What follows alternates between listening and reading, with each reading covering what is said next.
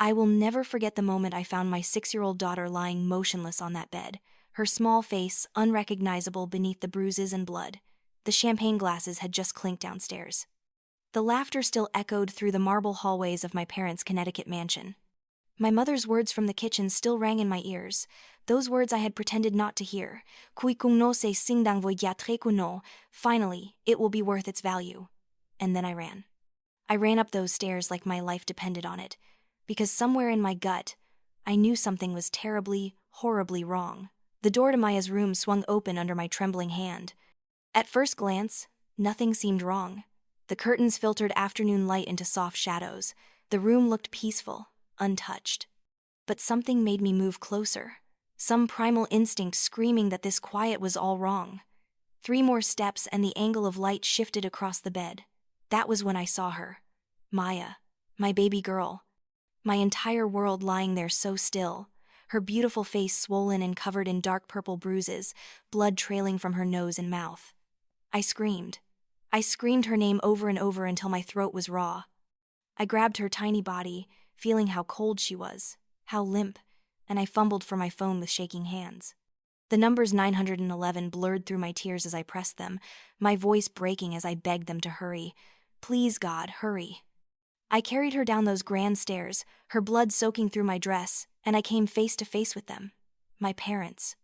Robert and Patricia Sterling, standing there in their expensive clothes with their champagne still in hand. My brother Michael and his wife Sophia stared at me like I was crazy. But I knew what they had done. If you have ever felt invisible in your own family, hit that like button, subscribe for more stories like this, and share your experience in the comments. Your story matters too. Now let me take you back to where it all began. My earliest memory is of standing in the foyer of the Sterling mansion watching my mother inspect my Easter dress. I was 4 years old, excited about the egg hunt happening in the garden, but my mother's face showed only disappointment. The bow is crooked, Emily. Your hair is a mess. How many times have I told you to stand up straight? She reached down and yanked the bow tighter, making my eyes water. When I started to cry, she gripped my chin hard enough to leave marks. Sterling girls do not cry in public. Do you understand me? I nodded, swallowing my tears, learning the first of many lessons about what it meant to be a Sterling. My father, Robert Sterling, had built his fortune in private equity, buying struggling companies, stripping them down to nothing, and selling off the pieces for massive profit. He was ruthless in business and equally ruthless at home. I remember business dinners where I had to sit perfectly still while adults talked around me, my father's warning look keeping me silent for hours. Children are to be seen and not heard, Emily. Your job is to make this family look good. Nothing else matters. When my brother Michael was born, I was 3 years old. I remember being excited to have a sibling, a playmate, someone who might understand what it was like to live in this cold house. But Michael's arrival changed everything in ways I was too young to understand at first. Suddenly there were blue balloons everywhere, announcements sent to everyone my parents knew, a massive celebration that lasted for days. My mother's friends came over constantly to coo over the baby boy, the heir to the Sterling fortune. I would stand in the doorway of the nursery watching the fuss being made, wondering why no one had been this excited about me. As we grew older, the differences became impossible to ignore. Michael got the larger bedroom, the one with the view of the gardens. I got the smaller room facing the driveway. Michael got a new wardrobe each season from the best children's stores in Manhattan. I got hand-me-downs from cousins and whatever my mother deemed acceptable from discount stores. When Michael struggled with math, my father hired the best tutor money could buy and spent hours each evening helping him with homework. When I brought home straight A's, my father glanced at my report card and said, "This is what we expect. Do not let it go to your head." My mother, Patricia, was perhaps even crueler in her subtlety. She would host tea parties for her society friends and parade Michael around, talking about his accomplishments, his potential, his future as a Sterling man. I would be expected to serve the tea and cookies, basically acting as an unpaid servant in my own home. On the rare occasions her friends asked about me, my mother would wave her hand dismissively and say, "Oh, Emily is just Emily, nothing special." Then she would laugh that tinkling laugh that made my stomach hurt. School became my escape. I threw myself into reading, into writing, into anything that took me away from that house, even if only in my mind. I had a teacher in 5th grade, Mrs. Chen, who noticed that I always arrived early and stayed late, lingering in the library until the last possible moment. She started giving me special books to read, challenging me with harder material, telling me I had a gift for words. "You have something special inside you, Emily," she told me one afternoon when she found me crying in the empty classroom. "Whatever is happening at home, do not let them take this away from you. Your voice matters." But at home, my voice did not matter. At 14, I won a regional writing competition for a short story I had poured my heart into. I came home so excited, clutching my certificate and the $50 prize, ready to share my achievement. My father was in his study with Michael, helping him prepare for some entrance exam. I knocked softly on the door. "Father, I won something. I wanted to show you." He did not even look up from Michael's practice test. "Not now, Emily. Can you not see I am busy with something important?" My mother was in the living room with her friends. When I tried to show her, she glanced at the certificate and said, "That is nice, dear. Now be a good girl and refresh everyone's drinks." I stopped trying to share my accomplishments after that. I stopped expecting them to care. I learned to live in the shadows of my own family, to make myself small and invisible, to not expect love because expecting it only led to disappointment. High school was when I started to understand that the way I was being treated was not normal. I had a best friend, Jessica, whose family was warm and chaotic and loud in the best way. Her parents hugged her when she came home. They asked about her day and actually listened to the answers. They celebrated her victories and comforted her defeats. The first time I had dinner at Jessica's house, her mother noticed I had barely eaten and asked if I was feeling okay. When I said the food was delicious and I was just overwhelmed by how nice everyone was being, Jessica's mother got tears in her eyes. She hugged me, this woman who barely knew me, and said, "You are always welcome here, Emily. Always." I started spending more and more time at Jessica's house. Her parents never asked why, but I think they understood. When my parents did not show up to my high school graduation because they were at some business conference in Dubai, Jessica's parents saved a seat for me between them and cheered louder than anyone when I walked across the stage as valedictorian. That night, Jessica's mother took me aside and said something I have never forgotten. "Emily, someday you are going to build your own family, and you are going to know exactly what kind of parent you want to be because you have learned what kind you do not want to be. This pain will make you stronger, sweetheart. I promise you that. College was my salvation."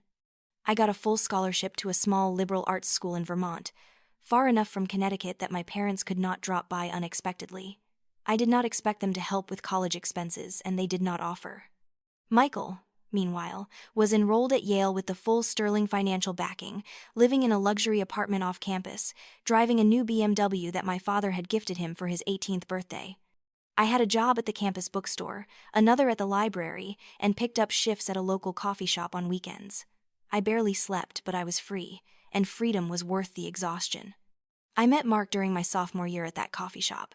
He came in every Tuesday and Thursday morning, always ordering the same thing, black coffee and a blueberry muffin, always leaving a generous tip. He had kind eyes and an easy smile, and he was the first person who looked at me like I mattered. Not like I was supposed to do something or be something or prove something, just like I mattered. We started talking one slow Tuesday morning when the shop was empty. He was studying social work, he told me, because he had grown up in foster care and wanted to help kids who felt as lost and alone as he had.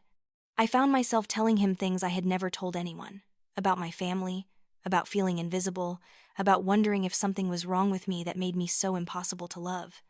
Mark listened to all of it without judgment, without trying to fix anything, just listening. When I finished, he said, "Emily, there is nothing wrong with you. There is something very wrong with people who cannot see how special you are. But that is their failure, not yours."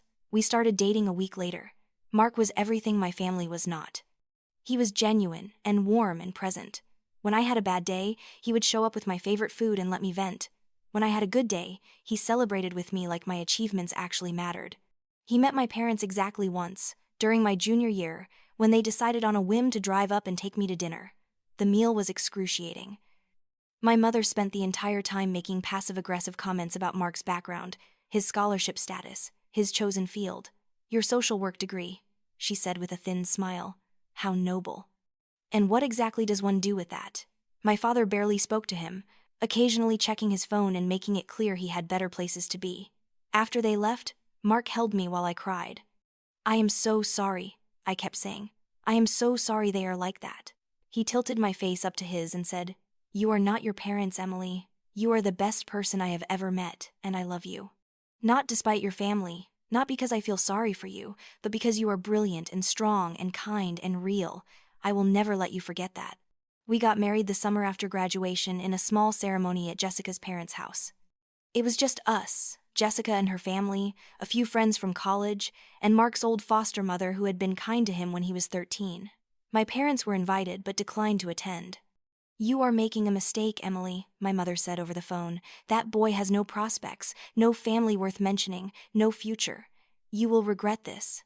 My father sent his lawyer with a cashier's check for $5,000 and a document for me to sign relinquishing any future claims to the Sterling estate.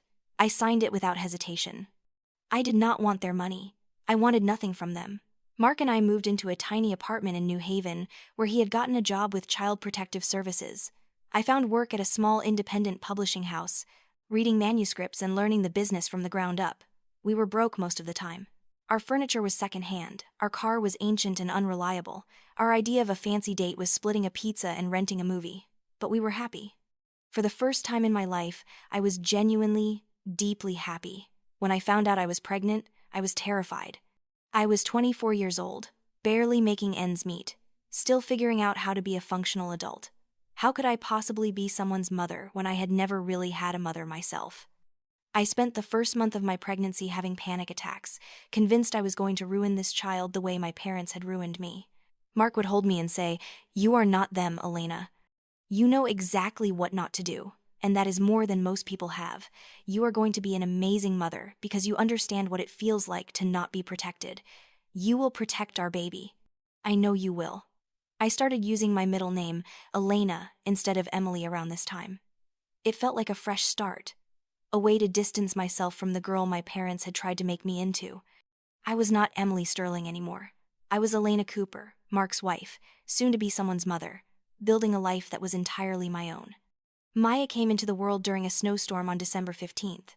Labor was long and painful and terrifying. I did not have a mother to call for advice or comfort.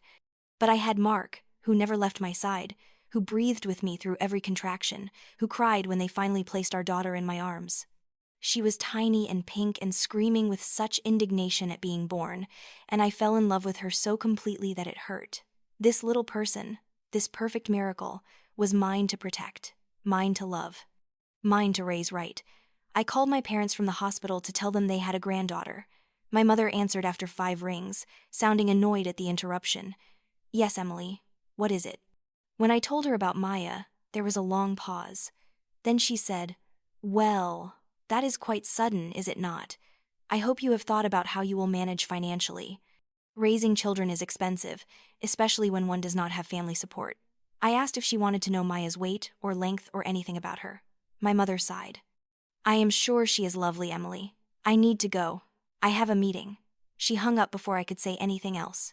My father sent a card 2 weeks later with a $50 savings bond. No phone call. No visit. Just a card with both their names signed by his secretary. The first year of Maya's life was the hardest year of my life. I had no idea what I was doing. I was terrified constantly that I was somehow breaking her or damaging her or failing her. She cried for hours, and I cried with her, both of us exhausted and overwhelmed. Mark was working insane hours at CPS, coming home devastated by the things he was seeing, the children he could not save. We started snapping at each other over stupid things, dishes left in the sink, laundry not folded, the cost of diapers. We were drowning and neither of us knew how to save the other. But Maya was thriving. She was a happy baby once we got through those first colicky months. She had Mark's warm eyes and my determined chin. She laughed at everything, squealing with delight at peekaboo games and silly faces. She loved books from the moment she could focus on the pictures, sitting still in my lap while I read to her for hours. When she said her first word at 10 months, "Mama," I cried happy tears for the first time since her birth. I took Maya to visit my parents when she was 18 months old. I thought maybe seeing their granddaughter in person would soften them, would make them realize what they were missing. I dressed Maya in her best outfit, did her hair in 2 little pigtails, rehearsed with her how to be polite. My mother opened the door wearing white, of all colors, and her first words were, "I hope she is not sticky. This carpet is imported." The visit lasted 45 minutes. My parents barely looked at Maya. My mother kept redirecting her away from furniture and asking me to keep her quiet. My father was on a business call the entire time. When Maya toddled over to him and tried to hand him one of her toys, he looked at her like she was a stray dog that had wandered in from the street. "Not now, child. I am working." Maya's little face crumpled and she ran back to me crying. I picked her up, told my parents we needed to go, and left. I cried the entire drive home while Maya napped in her car seat, oblivious to the fact that her grandparents wanted nothing to do with her. Mark and I made it through Maya's second birthday before our marriage started to really crack. He was working with a case that was destroying him, a little boy who kept being sent back to abusive parents because the system was broken. Mark started drinking more, sleeping less, pulling away from both me and Maya. I was exhausted from working full-time and doing all the childcare and household responsibilities basically alone. We fought constantly. About money, about his drinking, about how he never seemed to be present even when he was physically home, about how I never seemed to understand the weight he was carrying from his work. The breaking point came when Maya was 3.5. Mark came home drunk at 2 a.m, loud enough to wake Maya up. She was scared and crying, calling for Daddy, and he stumbled into her room and snapped at her to be quiet. I lost it. I got between them and told him to get out, to sleep it off somewhere else, to not come near our daughter when he was like this. He left. He came back the next morning sober and ashamed, crying as he apologized to both of us. But something had broken. I looked at this man I loved and realized I did not trust him anymore. I did not trust him to stay sober. I did not trust him to be there when we needed him. I did not trust him not to hurt us, maybe not physically, but in all the other ways a person can hurt their family. We tried counseling. We tried date nights and better communication, and all the things you are supposed to try. But the damage was too deep. Mark's work had traumatized him in ways he could not recover from while still doing that work, and he could not give it up. It was his identity, his purpose, the reason he got out of bed. I understood that, but I also understood that my daughter needed a stable home, and staying in this marriage was not giving her that. We separated when Maya was 4. The divorce was finalized 6 months later. It was not ugly or dramatic. It was just sad. Two people who had loved each other deeply but could not find a way to stay whole together. We agreed on joint custody, 50-50, switching off weeks. We agreed to stay civil and friendly for Maya's sake. We agreed that even though we had failed as a couple, we would not fail as parents. Being a single mother was somehow both easier and harder than I expected. Easier because I was not constantly trying to manage someone else's emotions and needs on top of my own and Maya's. Harder because I was doing everything alone on half the income. I picked up freelance editing work, staying up late after Maya went to bed to copy-edit manuscripts for extra money. I learned to meal prep and coupon clip and stretch every dollar. I learned that being broke was manageable when you were not also fighting with your spouse. Maya adjusted better than I expected. She loved both her homes, Mark's apartment with its glow-in-the-dark stars on the ceiling, and my apartment with its big windows and reading nook I had built her from pillows. She never asked why Daddy did not live with us anymore. She just accepted it as her reality. On good days, I was proud of her resilience. On bad days, I cried because I had wanted so much more for her than a broken family. Then, out of nowhere, my father called. It was a Tuesday evening. Maya was 5 years old, playing with her dolls in the living room while I made dinner.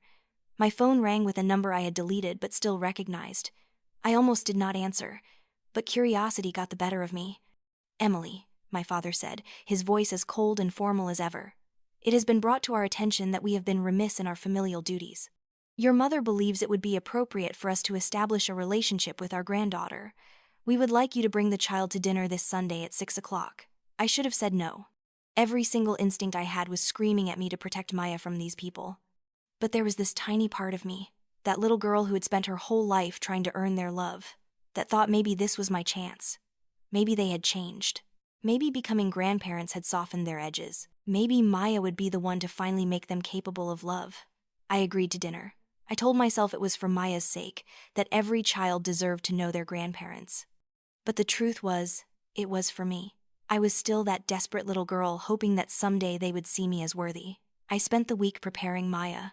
I told her about her grandparents, how they lived in a big house, how they were very fancy and liked things to be quiet and perfect. I rehearsed table manners with her until she could use a fork properly, and remember to say please and thank you without prompting. I bought her a new dress, navy blue with a white collar, the kind of conservative outfit my mother would approve of. I curled Maya's hair and made sure her shoes were spotless and her hands were clean. When we pulled up to the mansion that Sunday, I felt like I was 16 again, terrified of disappointing them, desperate to meet their impossible standards. The house looked exactly the same. Imposing, cold, perfect in every detail. Maya grabbed my hand as we walked to the door, her little voice saying, "Mommy, this house looks like a castle. Our grandma and grandpa the king and queen." In a way, I thought, they were. And I was about to deliver my princess daughter to them. My mother opened the door before I could knock. She was wearing a cream-colored dress that probably cost more than my monthly rent, pearls at her neck, her hair styled perfectly. She looked down at Maya with an expression I could not quite read. Then she looked at me. "You are late, Emily." "We sat down for cocktails 5 minutes ago." I checked my watch. We were exactly on time. But I said nothing.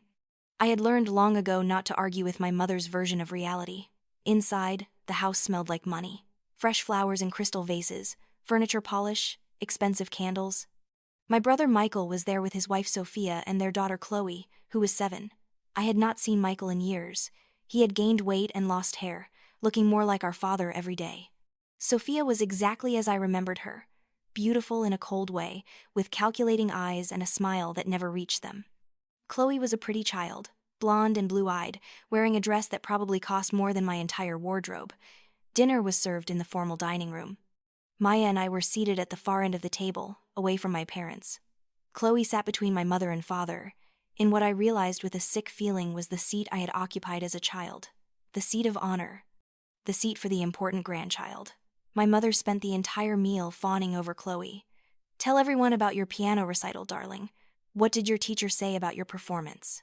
Chloe preened under the attention, describing her performance in elaborate detail. My father actually smiled, something I rarely saw him do. "You are very talented, Chloe. Your grandmother and I are very proud of you." He reached over and patted her hand. Maya sat next to me, quiet and still, watching all of this with wide eyes. She had barely touched her food. When my mother finally acknowledged us, it was to criticize. "Emily, the child is slouching. Maya, sit up straight. Sterling children do not slouch." Maya immediately straightened, her face going red. A few minutes later, when Maya accidentally dropped her fork, my mother sighed heavily. "Clumsy. Pick it up, please, and try to use your utensils properly." Michael and Sophia said nothing. They just smiled and nodded and let my parents treat my daughter like an inconvenience while praising their daughter like royalty. I wanted to leave. I wanted to grab Maya and walk out and never come back. But I stayed. I stayed because I was still that scared little girl trying to earn approval, and I hated myself for it. After dinner, my mother suggested the girls play together while the adults had coffee. Maya looked at me with pleading eyes. "I want to stay with you, Mommy." But Sophia said brightly, "Oh, Chloe would love to show Maya her room upstairs. Come along, girls." Chloe grabbed Maya's hand, not gently, and pulled her toward the stairs. Maya looked back at me one more time before disappearing up the grand staircase. I should have followed them. That is the thing that will haunt me forever. I should have followed my daughter, but I did not. I sat in that living room with my parents and brother and sister-in-law, drinking coffee I did not want, listening to them talk about investments and country club gossip and Chloe's achievements. No one asked about Maya, no one asked about me. It was like we were not even there. After 30 minutes, we went to collect the girls. Chloe was in her room playing with an elaborate dollhouse. Maya was sitting on the floor in the corner, her dress dirty, her hair messed up, tears on her face. When she saw me, she ran to me and buried her face in my legs. "What happened?" I asked. Chloe shrugged innocently. She wanted to play with my toys, but grandmother said these are for special grandchildren only. So I told her she could watch me play. I looked at my mother. She smiled that cold smile. "Children need to understand their place, Emily. You, of all people, should appreciate that lesson." I picked up Maya and left without saying goodbye to anyone. My daughter cried the entire drive home. "Mommy, why do not they like me? Am I not good enough?" I held her after we got home and told her she was perfect, she was wonderful, she was enough. But I do not think she believed me. How could she, when her own grandparents had made it so clear she was not? I told Mark what happened. He was furious. "You cannot take her back there, Elena. Those people are toxic. They are going to damage her the way they damaged you." I agreed with him. I swore I would not go back. But then my mother called again 2 weeks later. Chloe keeps asking when Maya can come back to play. Your father and I think it would be good for the girls to develop a relationship. They are cousins after all. And like an idiot, I agreed. I agreed because my mother's voice sounded almost kind. I agreed because I wanted Maya to have family. I agreed because I was still hoping that maybe, just maybe, they would learn to love my daughter the way they loved Chloe. I agreed because I was weak. The second visit was worse than the first. My parents barely acknowledged Maya at all. When she tried to show my father a drawing she had made at school, he glanced at it and said, "Very nice," and immediately turned back to his conversation with Michael. When Maya asked my mother if she could help in the kitchen, my mother said, "No, thank you, dear. Children just make messes." Chloe, on the other hand, was invited to help make cookies and praised for every tiny contribution. The visits continued over the next year. Each one was a new lesson in humiliation for Maya. Each one I told myself would be the last, but then my mother would call with some excuse, some reason why we needed to come back, and I would convince myself that this time would be different. Maya started changing. My bright, confident little girl became anxious and withdrawn. She stopped drawing. She stopped dancing around the apartment. She started asking me questions that broke my heart. "Mommy, am I pretty? Am I smart? Do you think Grandma would like me more if I was better at piano like Chloe?" She started having nightmares, waking up crying about being left alone in big rooms where no one could hear her. Mark confronted me after dropping Maya off one evening. "Elena, this has to stop. Look at what they are doing to her. She is becoming a smaller, quieter version of herself. She is starting to believe she is not good enough. You are letting them do to her what they did to you." His words hit me like a slap because I knew he was right. I was sacrificing my daughter at the altar of my own desperate need for parental approval. I was failing her in the exact way I had promised I never would. I swore to Mark and to myself that I would stop. No more visits. No more exposing Maya to their cruelty. I was done chasing their approval. But then came the phone call that changed everything. It was my father. His voice was warmer than I had ever heard it. "Emily, we are having a celebration dinner for Chloe this Saturday. She has been accepted to Brookfield Academy. It is quite an achievement. Your mother and I would like Maya to be there to celebrate with the family." He paused. "We realize we may have been somewhat distant. We would like to make more of an effort with Maya. She is family after all." I wanted so badly to believe him. After all these months of coldness, here was my father saying what I had always wanted to hear. "Maya is family. We want to make an effort." The little girl inside me who had spent 32 years waiting for those words could not say no. I told Mark about the dinner. He begged me not to go. "Elena, please, this is a trap. I do not know what they are planning, but something about this feels wrong. Trust your instincts for once." But I did not listen. I convinced myself he was being paranoid. I convinced myself that my father's words meant something real. The day of the dinner, Maya did not want to get dressed. She sat on her bed holding her stuffed rabbit, crying. "I do not want to go, Mommy. Please do not make me go. Every time we go there, I feel bad inside. Like I am not good enough. Like something is wrong with me. I should have listened to her." A 6-year-old child was trying to tell me she felt unsafe, and I ignored her. I bribed her with promises of ice cream afterwards. I told her it would only be a few hours. I told her Grandma and Grandpa were trying to be nicer. I lied to my daughter because I was lying to myself. When we arrived at the mansion, something felt off immediately. The atmosphere was too festive, too bright. There were decorations everywhere, balloons and streamers and a banner congratulating Chloe. My mother was wearing diamonds and my father was in a suit. Michael and Sophia were dressed like they were attending a gala. And there, in the center of it all, was Chloe, wearing a tiara and a dress that looked like it belonged in a magazine. The celebration dinner was excruciating. Every moment was focused on Chloe. My parents gave speeches about her brilliance, her potential, her bright future. Sophia cried happy tears. Michael looked proud. I sat at the end of the table with Maya, watching my daughter shrink smaller and smaller as the evening went on. After dinner, the cake was brought out.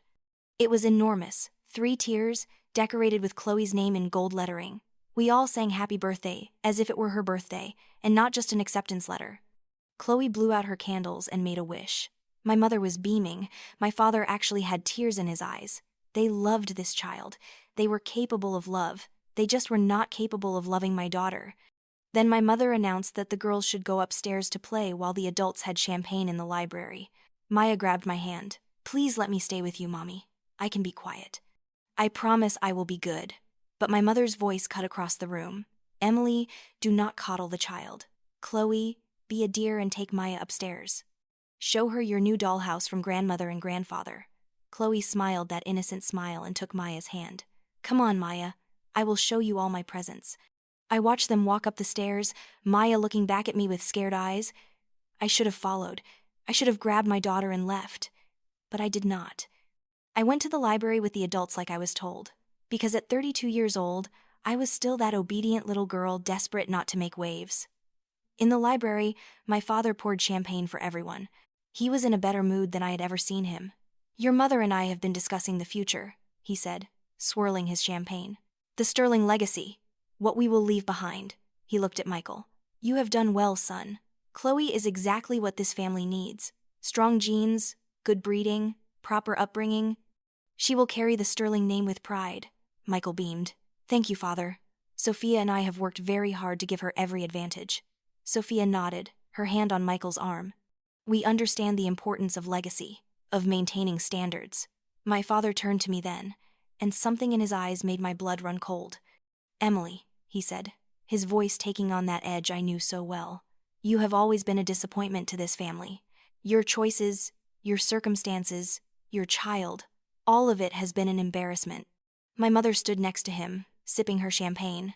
But, my father continued, we are not without mercy. We have given you opportunities to prove yourself worthy, to show that perhaps Maya could overcome her unfortunate beginnings.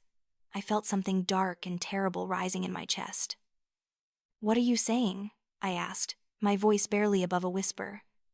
My mother smiled. We are saying, Emily, that it is clear now where the value lies in this family. Chloe is our true legacy, our real grandchild, the child who will make us proud. She looked at me with those cold eyes. Your child is merely a reminder of your failures. My father raised his glass. He was smiling, actually smiling. He said, to Chloe, the heir we deserve, and to making absolutely certain that everyone understands the difference between a Sterling of value and one of none. He clinked his glass against my mother's. Finally, he said, it will be worth its value. The words hit me like ice water. Finally, it will be worth its value. What did that mean? What were they talking about? And then, like a door opening in my mind, I understood. They were not talking about Chloe's achievement. They were talking about Maya, about making it clear that Maya had no value, about making everyone see the difference. I felt my hands start to shake. I looked at my brother. Michael, what are they talking about? What is happening? But Michael would not meet my eyes. He just stared into his champagne glass, his face red. Sophia smirked. Really, Emily, you cannot be this naive. Your parents have simply arranged a very clear comparison, one child who matters and one who does not. My mother walked toward the kitchen, her voice drifting back. It needed to be obvious. It needed to be unmistakable. Now everyone will know which line is superior. Which child deserves the Sterling name and which is just a mistake that needs to be corrected. I did not wait to hear more. I ran. I ran out of that library, through the hallway, up those stairs. My heart was pounding, my breath coming in gasps. I knew something was wrong. I knew my daughter was in danger. I should have known the moment they called. I should have known they were planning something terrible. I threw open the door to Chloe's room. Chloe was there, sitting on her bed, playing with a tablet, completely calm. Where is Maya? I demanded. She looked up at me with those innocent blue eyes. She said she did not feel good. Grandmother told her to lie down in the blue room, down the hall. She went back to her game like nothing was wrong. I ran to the blue room at the end of the hallway. The door was closed. I opened it, and the world stopped. The room was dim, just the light from the hallway spilling in. At first I thought Maya was sleeping, but as I got closer, as my eyes adjusted, I saw the truth. My baby was lying on the bed, her small body too still. Her face, her beautiful face, was covered in dark purple bruises. Her eyes were swollen shut. Blood had dried from her nose and mouth, streaking down her cheeks. There were marks on her arms, on her neck. Her breathing was shallow and raspy, wrong somehow. I screamed. The sound that came out of me was not human. I screamed my daughter's name over and over. I grabbed her, lifting her into my arms, and she was so limp, so heavy. Maya, baby, wake up. Please wake up. Mommy is here. Please, baby, please. Her head fell back against my arm. Her lips were tinged blue.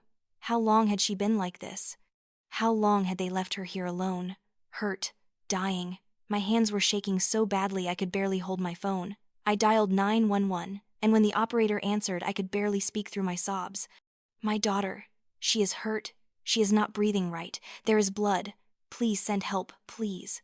I gave them the address, begging them to hurry. The operator was asking me questions, but I could not focus. All I could see was Maya's face, destroyed, unrecognizable. I carried her down those stairs, not caring about anything except getting her help. Her blood soaked through my dress, warm and sticky. I could feel it on my hands, my arms. My parents were standing in the foyer, still holding their champagne glasses. They looked at me like I was being dramatic, like my daughter's blood was not literally dripping onto their precious marble floor. "They did this!" I screamed, my voice raw. "You did this to her!" "What did you do to my baby?" My father's face remained completely calm. He straightened his tie. "That is absurd, Emily. Obviously the child fell. She must have been running around unsupervised. This is what happens when children are not properly managed." But my mother smiled. She actually smiled, this tiny, cruel smile. "Really, Emily? Must you always be so theatrical?" The child probably just bumped her head. I felt rage unlike anything I had ever known. "You hurt her. You planned this. I heard you. Finally, it will be worth its value. You meant you were going to hurt her, to prove she was not good enough. You beat my 6-year-old daughter." My mother's smile grew wider. "What I said, Emily, was that tonight everyone would see the difference. See which grandchild has value and which does not." She gestured at Maya with her champagne glass, almost casually. "Your child is weak, just like you." She could not even take a simple lesson in knowing her place.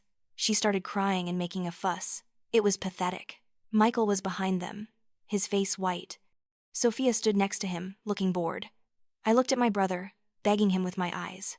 "Michael, she is your niece, your blood. How can you stand there and let them admit this?" Michael opened his mouth, closed it. His eyes filled with tears, but he said nothing. He just stood there, weak and useless, choosing them over doing what was right. The sirens started in the distance, getting louder. Red and blue lights began flashing through the windows. My father frowned.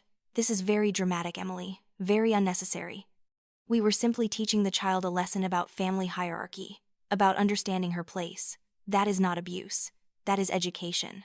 The paramedics burst through the door, and I had to let them take Maya from my arms. They laid her on a stretcher, working quickly, checking her vitals, putting an oxygen mask on her face.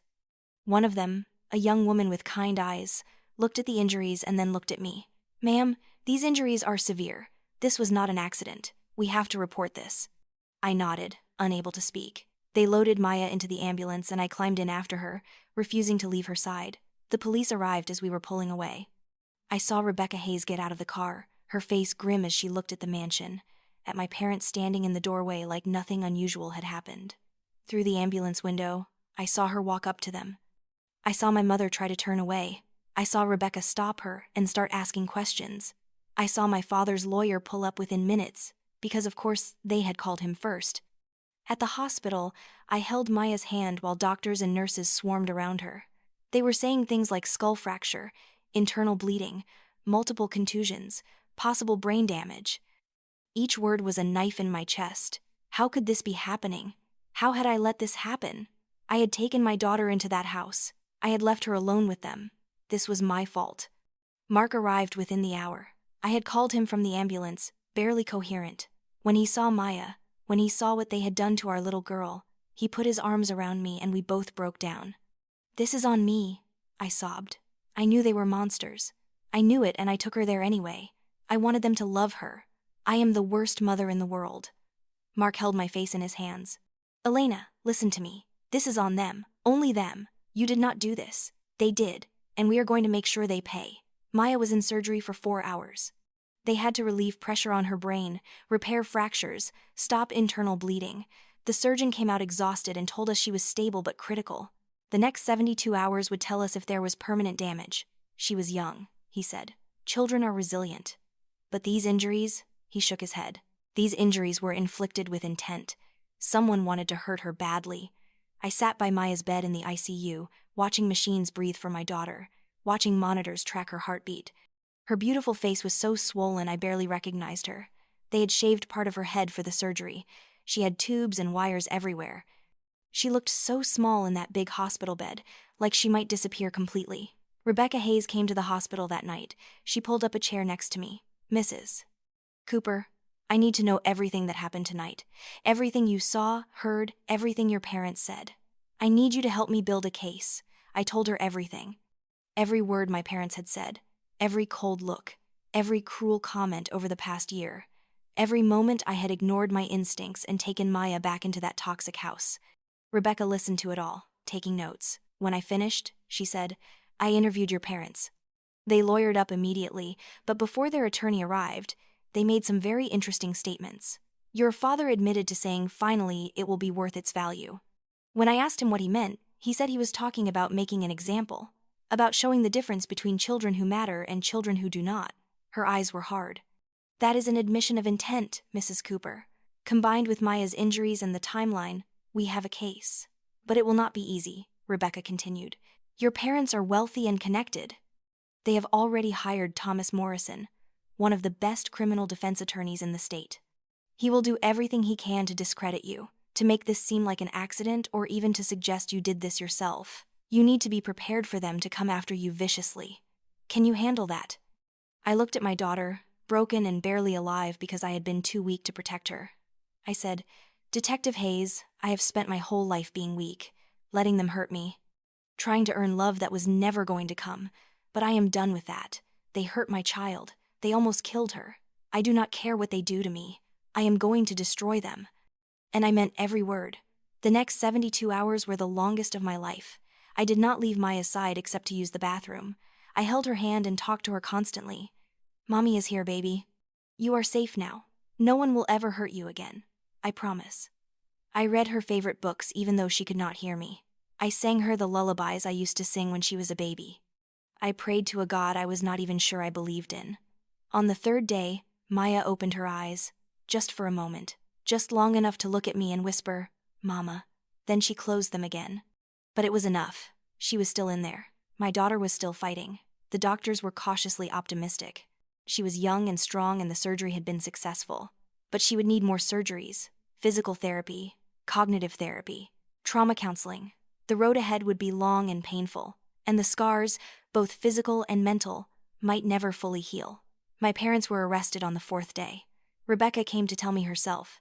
We charged them both with attempted murder, aggravated assault of a minor, child abuse resulting in serious bodily injury, and conspiracy.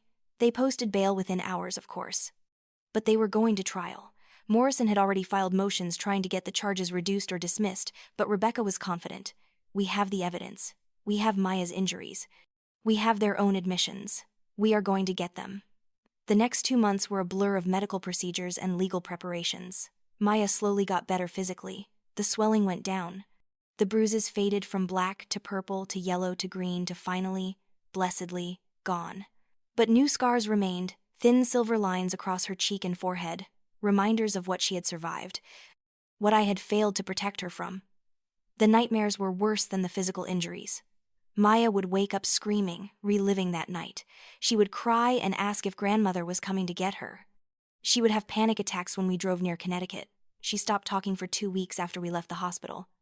When she finally spoke again, her voice was smaller, quieter, like she was afraid to take up space. Mark and I went to every therapy session with her. We read books about childhood trauma. We learned about PTSD in children. We tried everything to help her feel safe again. Slowly, so slowly, we started to see glimpses of the old Maya, a small smile, a quiet laugh, a moment of play that did not end in fear. The trial began in March, 4 months after that horrible night. The courthouse was packed, media everywhere. My parents' wealth and social status meant this was big news. Wealthy couple charged with attempted murder of granddaughter, the fall of the Sterling family. Everyone wanted to see what would happen. I sat in the front row every single day. I wore simple clothes and no makeup. I wanted the jury to see me as I was, a mother fighting for her daughter.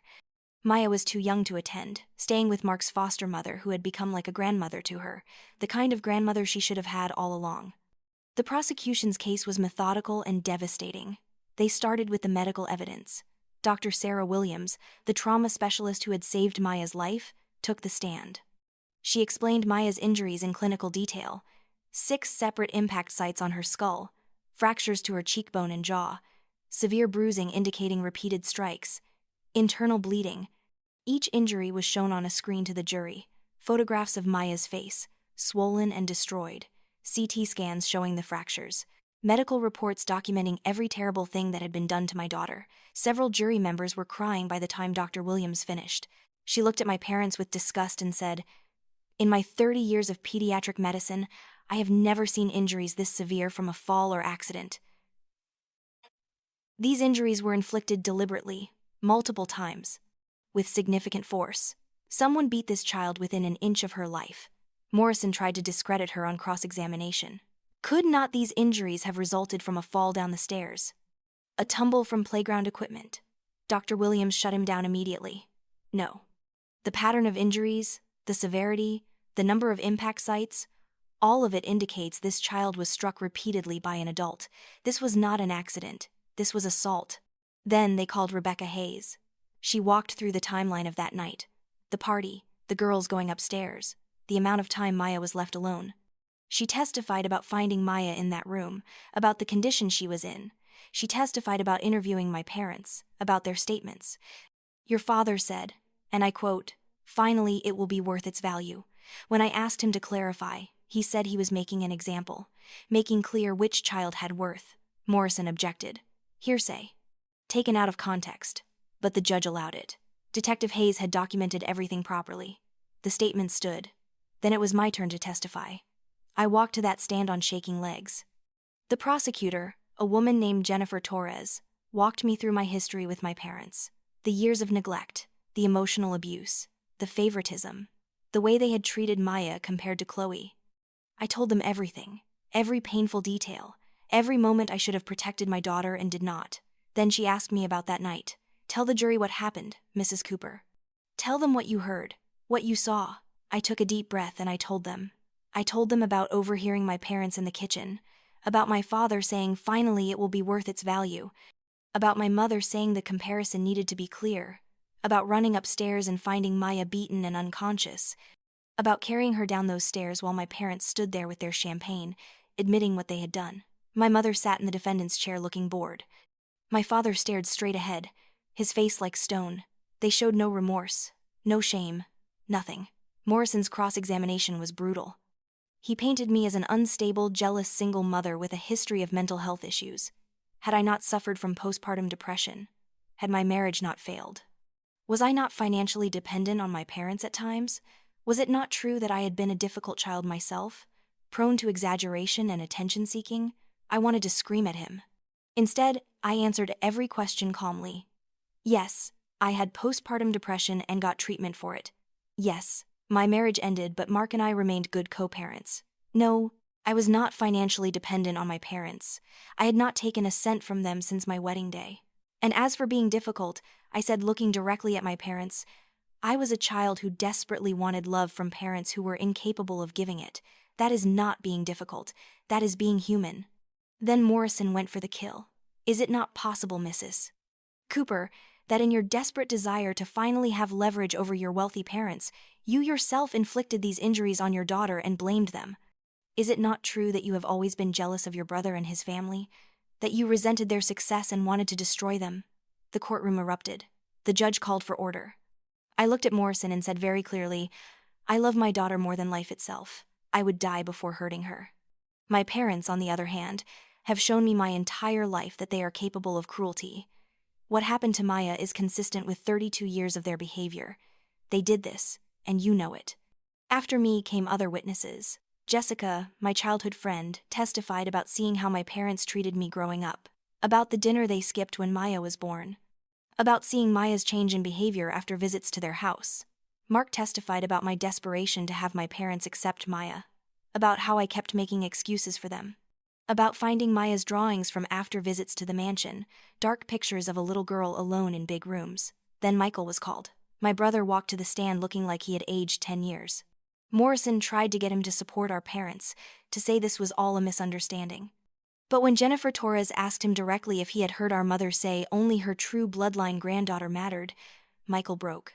His voice cracked as he said, Yes, I heard her say that. I heard both my parents say terrible things about Maya, about Elena. I heard them plan something for that night. I knew they wanted to humiliate them somehow, to make a point about Chloe being superior. I thought they meant to just ignore Maya more than usual, shower Chloe with presents in front of her. I never thought. His voice broke completely. I never thought they would actually hurt her. I should have stopped them. I should have protected my niece. I am so sorry, Elena. I am so sorry. My parents' lawyer tried to object, but it was too late. Michael had confirmed everything. The courtroom was in chaos. My mother was white as a sheet. My father's jaw was clenched so tight I thought it might break. The prosecution rested their case. It was Morrison's turn to defend my parents. He called character witnesses, people from their social circle who testified about their charitable donations and community involvement. He called their housekeeper, who said she had never seen them be anything but proper with the children. He tried to create reasonable doubt, suggesting that maybe Chloe had hurt Maya in a moment of childish jealousy and my parents were just covering for their biological grandchild. But then, against Morrison's advice, my father insisted on testifying. He was so arrogant, so confident that his reputation would save him. He sat in that chair in his expensive suit and talked about his successful business, his standing in the community, his philanthropic efforts. He denied ever saying anything cruel about Maya. He claimed he barely knew what had happened that night until he heard me screaming. He was calm, collected, the picture of an upstanding citizen being falsely accused. Then Rebecca Hayes asked to pose questions. The judge allowed it. She stood up, walked toward my father, and said, "Mr. Sterling, did you or did you not say the words, 'Finally, it will be worth its value' on the evening your granddaughter was severely injured?" My father paused. I could see him calculating. Then, with supreme arrogance, he said, "I may have said something to that effect. It was a comment about the evening's purpose, to make clear the differences in our family, to establish proper hierarchy." He actually looked proud as he said it, as if beating a child to establish hierarchy was reasonable. Rebecca pressed forward. "And what did you mean by value, Mr. Sterling? What was finally going to be worth its value?" My father's mask slipped. He said, "The comparison, making it undeniable which line is superior. Which child deserves the Sterling name and which is merely a mistake that never should have been born." The courtroom exploded. The judge called for order. Morrison was on his feet objecting, trying to get the statement stricken. But the damage was done. My father had just admitted, in open court, that he viewed Maya as a mistake. That he wanted to make her inferior position clear. That he had planned something deliberate to establish this. My mother testified next, and she was even worse. She could not contain her contempt. She referred to Maya as that child throughout her testimony. She talked about how I had always been an embarrassment, how I had married poorly and raised my daughter without proper standards. When asked why she thought Maya had been injured, she said, "Children who do not know their place need to be taught. We were simply educating her about family hierarchy. If she was hurt, it was because she was weak. Sterling blood runs strong in Chloe. Clearly, it was diluted in Emily's child." By the time she left the stand, several jury members looked physically ill. Morrison tried to claim she was speaking metaphorically, that her English was being misinterpreted. But everyone had heard her. Everyone understood exactly what she meant. Closing arguments lasted 2 days. Morrison painted my parents as victims of a vindictive daughter's lies. He suggested multiple alternative explanations for Maya's injuries. He emphasized their age, their contributions to society, the lack of direct evidence that they had physically struck Maya themselves.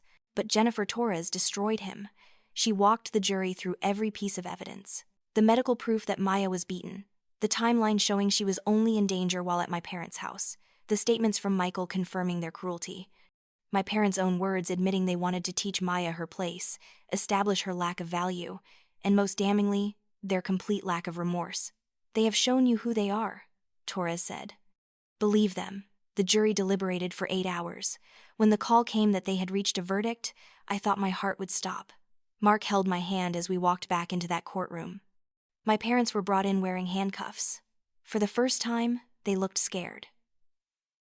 The jury foreman stood.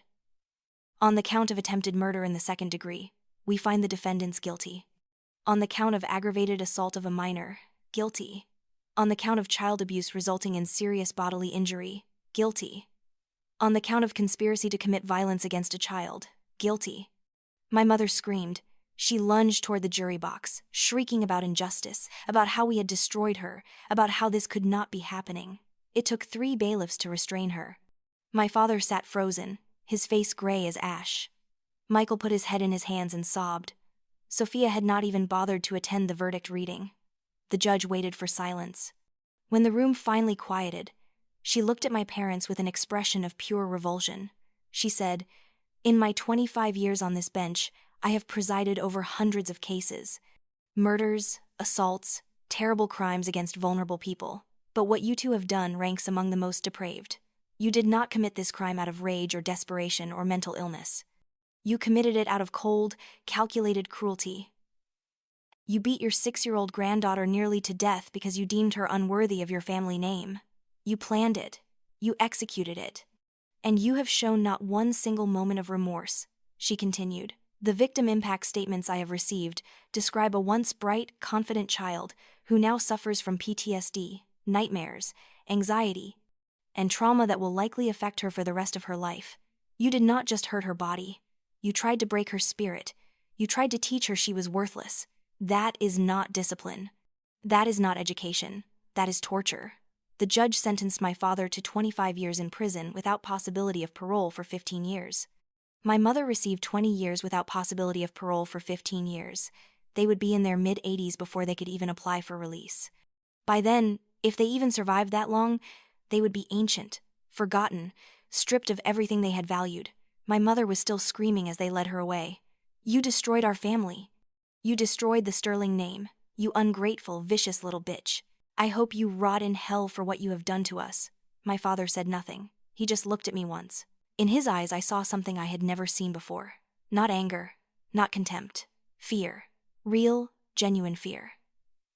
He understood, finally, that his money and name and status meant nothing now. He was just a criminal. Just a man who had hurt a child. Just a monster. I walked out of that courthouse into a sea of reporters and cameras. They shoved microphones in my face, shouting questions. "Mrs. Cooper, how do you feel? Mrs. Cooper, will you ever forgive your parents? Mrs. Cooper, what message do you have for other abuse survivors?" I stopped and looked directly at the cameras. I said, "I feel like I can breathe for the first time in my entire life. I will never forgive what they did to my daughter. And my message is this: you are not obligated to maintain relationships with people who hurt you, even if they are family. Blood does not excuse abuse. Walk away, protect yourself, and protect your children. You deserve better." The aftermath was both liberating and devastating. My parents' assets were seized to pay for restitution, legal fees, and victim compensation. The mansion was sold at auction. The cars, the artwork, the investments, all of it liquidated. The proceeds went into a trust for Maya's future. Her medical care, her therapy, her education, whatever she needed. The Sterling name, once synonymous with wealth and status, became synonymous with child abuse and cruelty. Every organization they had supported publicly distanced themselves. Their country club revoked their memberships. Their former friends pretended they had never known them. They became pariahs, then prisoners, then nothing. Michael and Sophia divorced within 6 months of the trial. She had married him for the Sterling money and status, and when that evaporated, so did her interest. She got full custody of Chloe and moved to California, cutting all ties with the family. Michael, broken and ashamed, tried to rebuild. He got a job at a nonprofit organization, helping abuse survivors, trying to atone for his cowardice. He called me regularly, apologizing, asking about Maya, trying to be the brother he should have been all along. I did not forgive him immediately. Maybe I never would completely. But I appreciated that he was trying. Chloe, I heard later, struggled with what had happened. She had been 7 years old, manipulated by my parents into thinking she was superior, taught to look down on her cousin. Then she learned what they had done, what they had planned, how they had used her as a tool in their cruelty. She went into therapy. Michael sent me a letter years later saying Chloe often asked about Maya, wanted to apologize, wanted a chance to build a real relationship. Maybe someday. Mark and I bought a small house by a lake 2 hours from Connecticut. It was nothing like the Sterling mansion. It was cozy and warm and filled with light. Maya had her own room painted lavender, her favorite color. We had a little dock where she could sit and feed the ducks. We planted a garden. We made it a home, a real home, full of love and safety and all the things she deserved. Maya's physical recovery took a year. The scars on her face faded but never completely disappeared. Thin silver lines marked her left cheek and forehead, reminders of what she had survived. She had to have 2 more surgeries to repair damage to her cheekbone. She went to physical therapy to regain full range of motion in her jaw. But slowly, painfully, she healed. The emotional recovery was harder. Maya had nightmares for years. She would wake up screaming about grandmother coming to get her. She had panic attacks in large houses or around older women with my mother's build. She stopped talking for months after the trial, communicating only through drawings. When she finally spoke again, her voice was quieter, smaller, like she was afraid to take up space. Mark and I learned everything we could about childhood trauma. We found her the best therapist in the state, a woman who specialized in PTSD in children. We went to family therapy sessions. We read books. We attended support groups. We did everything humanly possible to help our daughter heal. And slowly, so slowly, we started to see progress. A real smile, a full laugh, a moment of pure joy that was not followed by fear. 2 years after the trial, Maya brought home a school assignment. They had been asked to write about their hero. She handed me a piece of paper with careful handwriting and rainbow-colored drawings in the margins. The title said "My Hero" in big puffy letters. It read, "My hero is my mom because she never gives up. When bad people hurt me, she made sure they could never do it again. She reads me books when I have bad dreams. She tells me I am brave. Even when I feel small, I want to be like her when I grow up. Kind and strong and safe." I held that paper and cried. Not sad tears. Grateful tears. Healing tears. Maya came over and hugged me. "Why are you crying, Mommy? Did I write something wrong?" I held her tight and said, "No, baby. You wrote something perfect. You make me so proud." Last week, Maya drew a picture. 2 stick figures holding hands with a big heart above them. "This is you and me, Mommy," she said proudly, coloring the heart red. Then she looked at me with those serious brown eyes and asked, "Do you think grandmother and grandfather are still angry?" I thought about my parents in their separate prisons, stripped of everything they had valued, facing decades of regret and emptiness. I thought about the last time I had seen my mother being led away in handcuffs, screaming about how I had destroyed her life. I thought about my father's face when the judge read his sentence, the moment he realized his money and name meant nothing anymore. I thought about how they would likely die in prison, alone and forgotten, their legacy nothing but a cautionary tale about cruelty and its consequences. I smiled at my daughter and said, "I do not know, sweetie, but that is not our problem to carry anymore." Maya nodded and went back to coloring. I watched her, this resilient, beautiful, brave little person, and I felt something I had not felt in years. Peace. That night, after I tucked Maya into bed and kissed her forehead carefully around her scars, I stood in the doorway of her room and watched her sleep. She looked so small under her lavender blankets, her stuffed rabbit tucked under her arm. But she was not small. She was a survivor. She was a fighter. She was proof that love could win, that courage could change everything, that standing up to monsters was not just possible, but necessary. "You are my hero too, Maya," I whispered. "You taught me how to be brave." Outside, the lake was quiet under the stars. No sirens, no screaming, no sound of breaking glass or shattering dreams. Just the gentle lap of water against the shore and the soft hoot of an owl in the distance. The sound of safety, the sound of home, the sound of a future we had fought so hard to claim. Elena and Maya Cooper were no longer victims. They were survivors. They were free. Sometimes I still think about that night, the champagne glasses clinking, my mother's cruel laugh, the moment I found Maya broken and bleeding. But I do not think about it with fear anymore. I think about it with pride. Because that was the night I stopped being the scared little girl desperate for approval. That was the night I became the mother Maya needed. That was the night I chose my daughter over everything else, and I would make that choice again 1,000 times. If you have made it this far in my story, thank you for listening. Thank you for witnessing what we survived and how we fought back. If you are in a similar situation, if you are being treated as less than by people who should love you, please know this: you are worthy. You are valuable. You deserve protection and respect and genuine love.